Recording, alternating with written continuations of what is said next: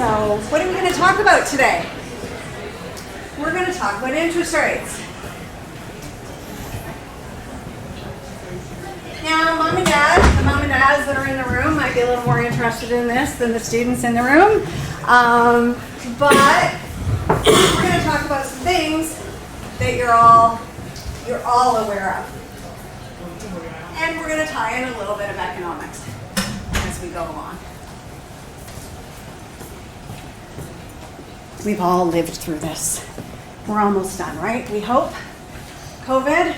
So this is actually a topic that I've been talking about in all of my classes. So I taught first year econ last year. Talked about this with my students. This year I'm teaching a second year macroeconomics course. We've talked about this. And then my other course that I'm teaching right now is called economic development. And we've just started a section on the effects of COVID on developing countries. So we're going to compare how developing countries have been affected compared to developed, like Canada and the US. So we're going to look at, say, hey, what's happening in India, what's happening in Africa, what's happening in Latin America, and how are they impacted differently from what we've seen in Canada. What I've got on these slides is what we guys who live in Canada have gone through. We've had the shutdowns. We've had the supply chain issues. Not being able to get toilet paper.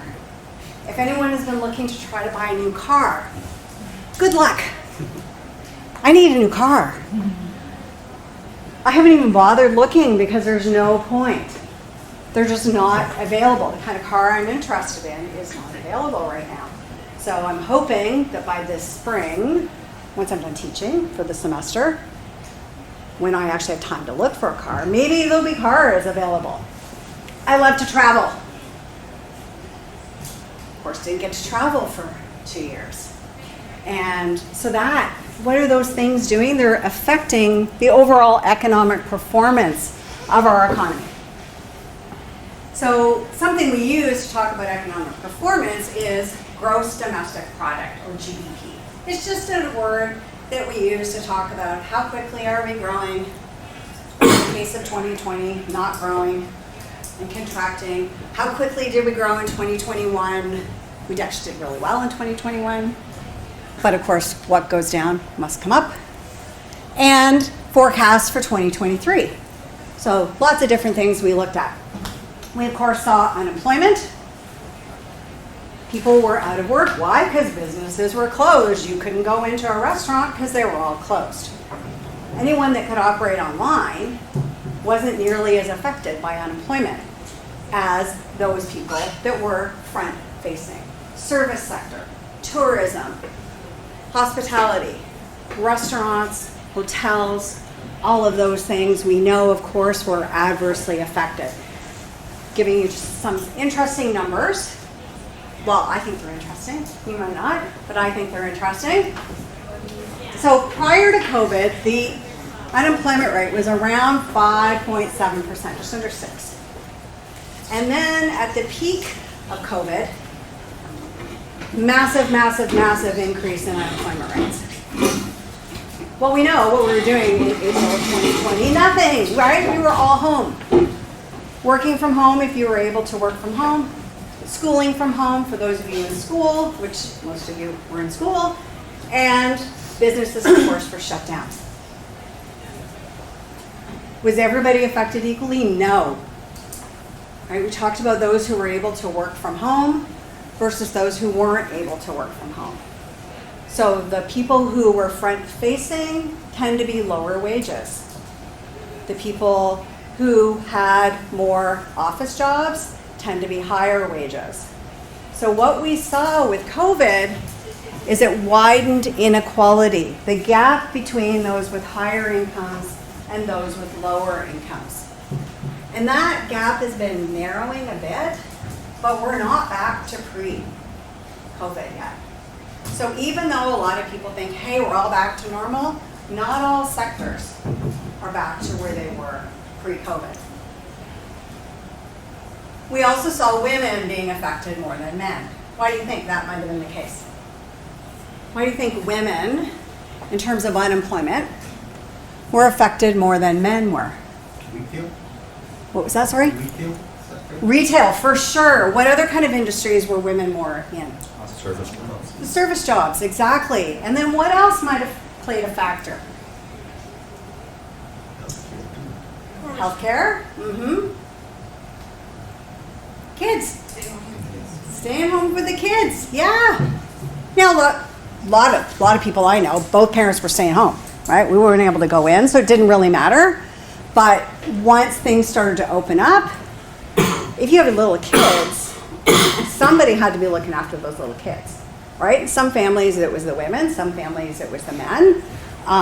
But in general, we saw women being more affected just overall. Service sector, the front-facing industries, plus many of them were the ones that either chose to stay home or because of the nature of their job, they were staying home.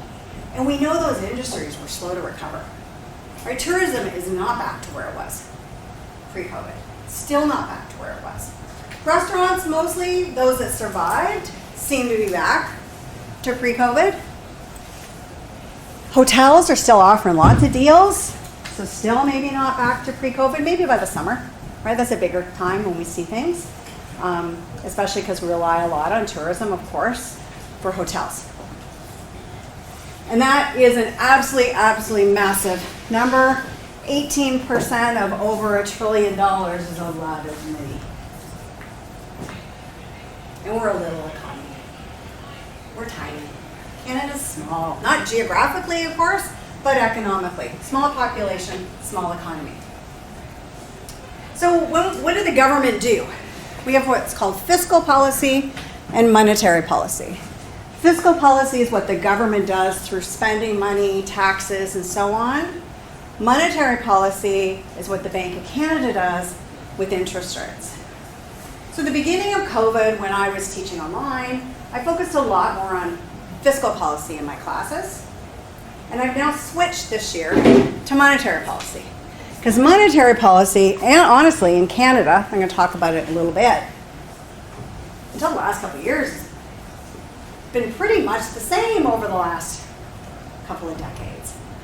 Fiscal policy played a huge role through what we call transfer payments. The CERB. Many of you have heard about the CERB, the Canada Employment Recovery Benefit. People got that because they weren't working. Not unemployment insurance, it's different, because people were getting it without having to go through all the hoops that you have to go through with unemployment insurance. And it was meant to be as a short-term program. And it was. Then we had ones that went to employers. Then we had students that were in university. They were able to apply. So a bunch of different programs that cost the government a ton of money. Oh, I didn't. Let me just go back. I took out my slides. So I just briefly wanted to say, when the government spent all that money, it increased the deficit. And the government deficit is just the difference between what they bring in revenues, taxes, and what they spend. Massive increase, actually a record-breaking deficit for Canada because they spent so much money. They did not cut taxes. One reason, when you change taxes, that tends to be more permanent. It's hard to cut them and raise them back up again. You don't get reelected when you do that. Nobody wants to vote for a government that says we're going to raise taxes. So by doing these types of programs that we did, they were temporary in nature. So they were to help out during COVID. So it's easier politically to take them away than it is to play with taxes. So that's one reason why you don't see tax rates changing as much as you might see these kinds of programs. Politically, it's easier to play with those. So monetary policy, what did the Bank of Canada do? Well, they lowered interest rates. We'll talk about how they thought that was going to help. This is a slide, literally a slide from my first year lecture slides, because we talk about types of interest rates. And we call this the overnight loans rate, which, so in my short form there is the Bank of Canada. And there's a bunch of levels. It's not the prime rate, but it's linked to the prime rate. So part one is what happened in 2020. So we started with pre-COVID, interest rates lower than they are now of 1.75. Then we cut it to 1.25, and then bang, bang, bang, and then we're done. Notice this last one says 2020 to 2021. Almost zero to interest rates. So those were rapid jumps. We weren't the only country that did this. Most central banks did exactly the same thing, not necessarily the same numbers, but the same directions. Why do we want to do that? How does the Bank of Canada think lowering interest rates is going to stimulate the economy? Any thoughts? Yes. Spending? Yeah, for sure. So we want to think of the trade-off between spending, which we call consumption, and savings. If you save, you get interest rates. If you spend, you lose interest rates. So we're trying to motivate people to spend more. So we want to motivate people to consume more. What else does interest rates play a role with from the point of view of firms? Borrowing. Borrowing, yeah, it makes it cheaper to borrow. We call that investment in economics. So not to confuse it with investment in everyday language, because it means the opposite. Investment in everyday language is what we call savings. So investment is looking at what firms, how they borrow. So it's cheaper to borrow.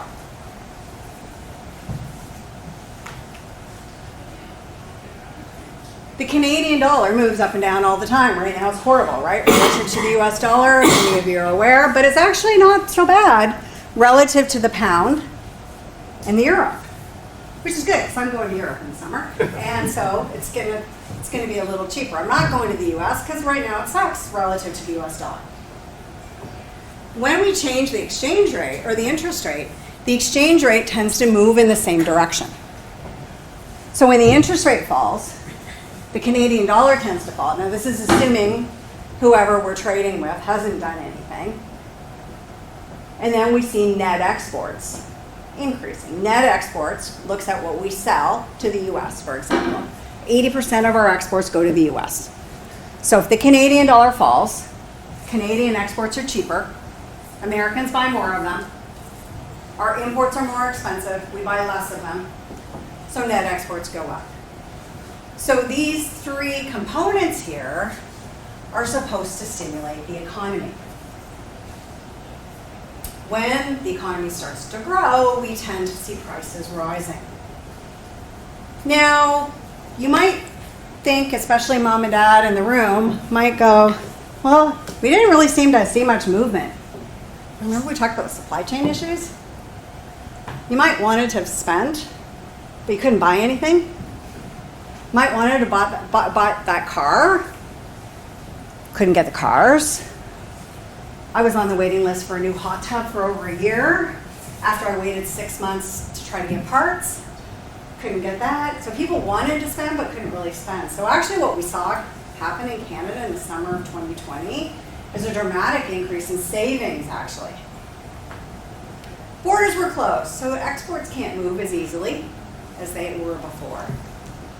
Firms aren't going to borrow because the economy's not doing well right now. So the Canadian economy is slow to recover. So this is why fiscal policy played a bigger role in 2020. Any questions or comments so far?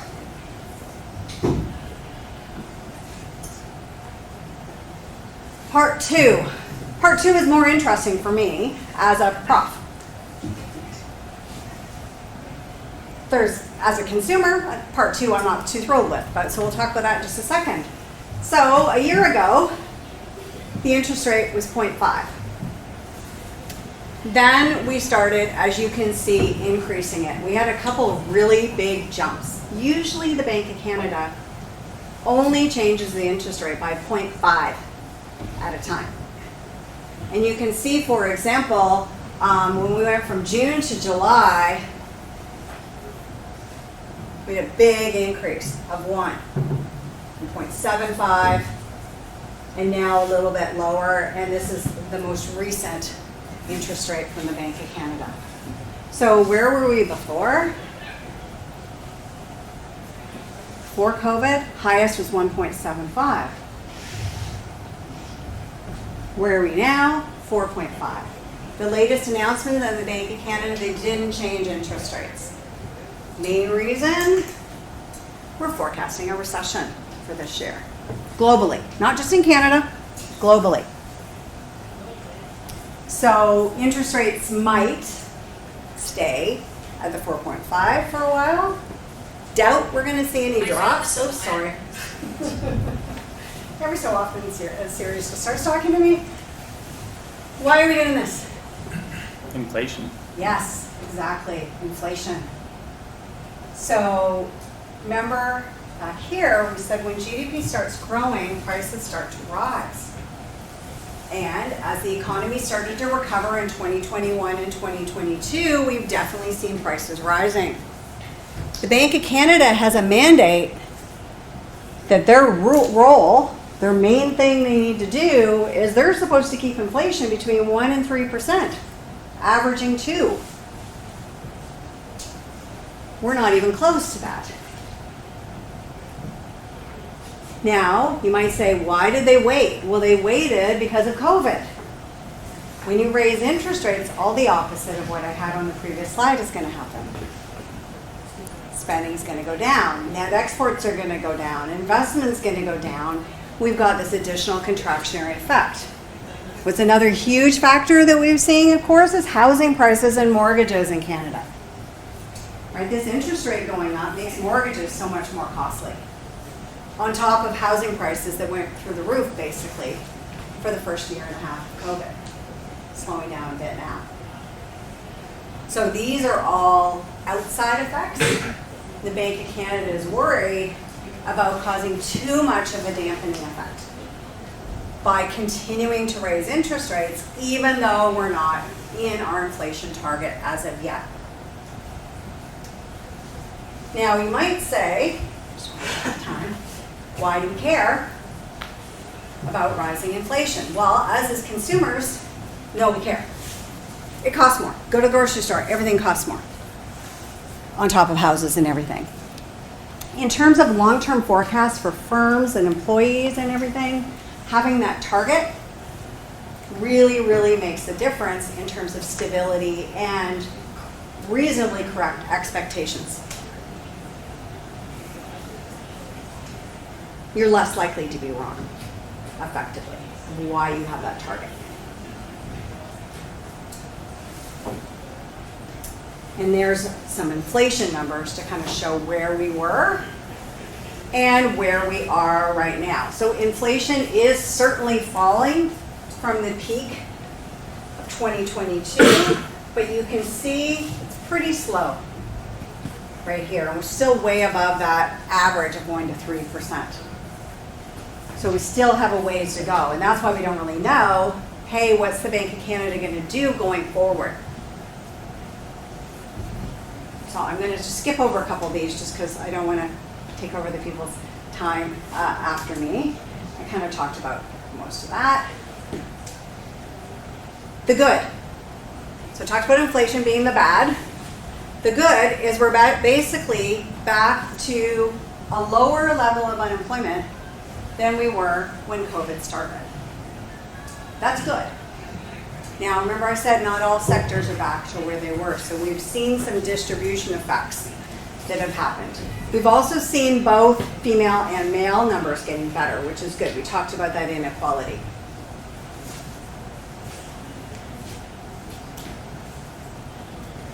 So unemployment, we've got some movement there. GDP, iffy, forecasting this idea of a recession going forward. So that's a concern for policymakers and us as people living here. And we're actually expecting a global recession too, not just in Canada. That's got lots of impacts. So to talk just briefly about econ, what other kind of things do we talk about? So my little talk today would be under our money or macro courses. Then we have economics of crime. I mentioned my development course. We have environmental issues. We have lots of different specialization, shall we say. We've got lots of modules in econ. So we have what we call the honors specialization and a whole bunch that fall under different types of honors specialization. We have the combined degree with IB, which is a 5-year program. We have the non-honors specialization. And if your main difference between those two is really the honors and the non-honors is the amount of math you're taking between those. And I'm more than happy to answer more questions about this when we're done. And I think that was it. Does anyone have any questions? What are the math prerequisites? Some particular is calculus a prerequisite? It is for the honors specialization, high school calc for the non-honors. So my number one piece of advice, if you're in grade 11, is to take high school calc in grade 12 because it's going to open up all doors when you get to Western. If you haven't taken it, doesn't matter. Our economics courses in first year are not using any calculus at all. Grade 10 math is literally all we're using in the first year course. And then you can still take, we have that high school calc equivalent here at Western that you can take if you decide, I took econ first year as an elective. Wasn't planning on majoring in it. And guess what? I've been here a long time teaching economics. So there's always ways to make it work with whatever you want. So I don't want to take up the time for the people after me, but I'm more than happy to answer some questions afterwards. Thanks for your attention, everyone.